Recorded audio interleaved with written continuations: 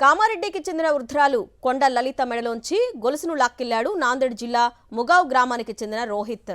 Online గేములకు బానిసై అప్పులు చేసి తీర్చేందుకు చోరీలకు పాల్పడుతూ చివరకు పోలీసులకు చిక్కాడు. చైన్ స్నాచింగ్ పై పోలీసులకు ఫిర్యాదు రావడంతో విచారణ చేపట్టి కాలనీలో అనుమానంగా తిరుగుతున్న రోహిత్ను అదుపులోకి తీసుకున్నారు పోలీసులు. సీసీ కెమెరాల ఫుటేజ్ ఆధారంగా రోహిత్ను అరెస్టు చేశారు.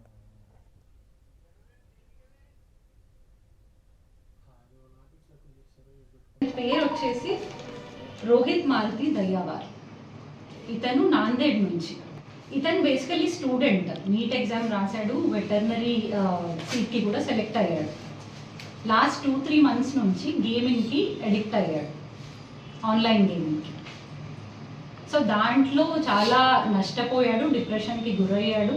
వాళ్ళ ఫాదర్ నుంచి 20,000 తీసుకున్నాడు అండ్ ఫ్రెండ్ నుంచి 40,000 అప్పు తీసుకున్నాడు.